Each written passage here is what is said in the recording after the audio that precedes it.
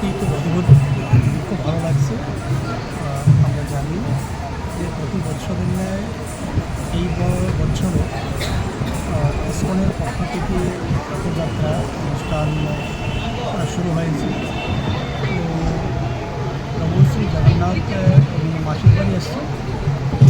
মাসির বাড়িতে থাকা অবস্থায় এই যে মানে কদিন ব্যাপী এখানে এত সুন্দর প্রতিদিনের একটা সাংস্কৃতিক অনুষ্ঠান রয়েছে এবং সন্ধ্যা আরতি রয়েছে, যারা ভক্তবৃন্দ রয়েছেন, যারা শ্রদ্ধাভাজন রয়েছেন, প্রত্যেকে এখানে যে এই কটা দিন মানে প্রভু শ্রী জগন্নাথকে স্মরণ করে যেইভাবে ওনারা আনন্দ নিচ্ছেন বা আশীর্বাদ নিচ্ছেন, সত্যিই সেটা অভাবনীয়, অকল্পনীয়। সত্যি স্কুলের দ্বারা যেটা আমরা দেখে এসেছি বা এবারকার যেটা হচ্ছে, তার থেকে বড় যেটা হচ্ছে যে এই যে প্রসাদের যে ব্যবস্থা এখানে রয়েছে, প্রতিদিন প্রসাদ দেওয়া হচ্ছে, সবাই প্রসাদ নিচ্ছে।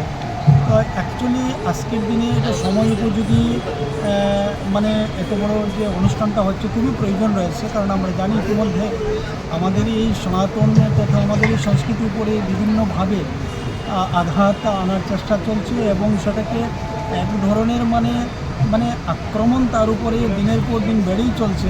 আমরা দেখেছি আমাদের পার্শ্ববর্তী রাষ্ট্র যেটা বাংলাদেশ রয়েছে, সেখানে প্রভু শ্রী চিন্ময় কৃষ্ণ ওনাকে যেইভাবে মানে ওখানকার ফাঁসিয়ে দেওয়া হয়েছে, সত্যি এটা কোনো সরকারের বা কোনো ধর্মের কোনো ধর্ম হতে পারে না। সেটা এইভাবে যেটা ঘটলো এখানে ওরা ক্ষান্ত থাকেনি।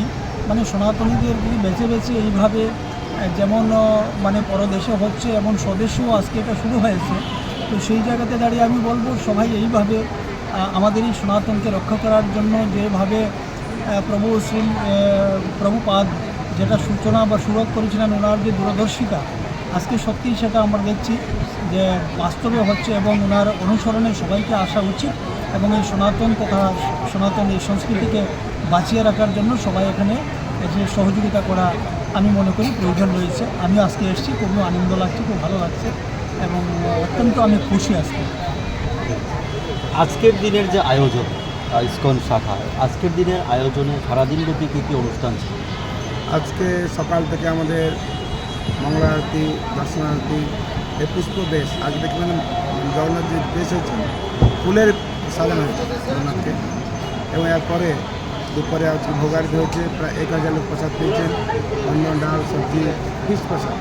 তারপরে বিকালে আমাদের সন্ধ্যার সময় এখানে প্রচুর প্রসাদ আয়োজন হয়েছে, রাত্রিও যারা এসছেন। এখন আমার সাথে উপস্থিত রয়েছেন মাননীয় এমএল মহোদয় ভগবান দাসজি, আমার ঘাট থেকে এসছেন।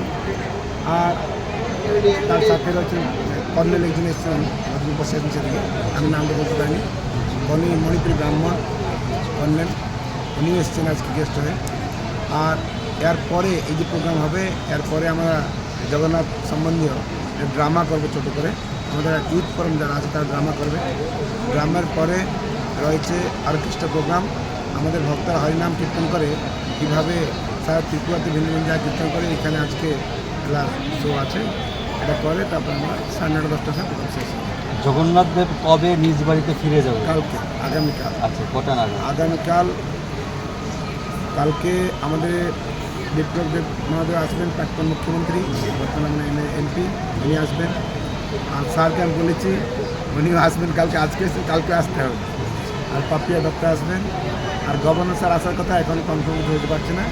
উনি বলছেন বক্তব্য হচ্ছে কাউকে 2টোর সময়, 2-2:30টার মধ্যে আমরা শুরু করবো। তোমার কালকে বিরাট পরিক্রমা রুটটা একটু বেশি আছে। আচ্ছা, সেই জন্য কালকে একটু লম্বা রুট আছে। আর আমরা আশা করব আগামীকাল প্রথম রথের মতো এরা জনঢল হবে এবং এটা জনমানুষের বিরাট একটা প্রভাব পড়বে, যেটা আমরা দেখেছি প্রথম রথে সমুদ্রের মধ্যে লোক ছিল, প্রতিটি জায়গায় যে প্রচুর লোক ছিল, সেই মতোই কালকেও হবে এটা আশা করতে। অর্থাৎ শহরবাসী আগামীকাল উল্টো রথে দেখতে পাবে। শহরবাসী দেখতে পাবে, বাইরে থেকে অনেক লোক আসছে দেখতে। আর আমরা একটা বার্তা দিচ্ছি, অন্তর্বর্তী জগন্নাথ যে কৃপা বৃষ্টি করছেন, আগামী দিনে ত্রিপুরা আরও শান্ত, আরও সমৃদ্ধি করতে পারবে, এটা আমরা আশা করে এই রথযাত্রা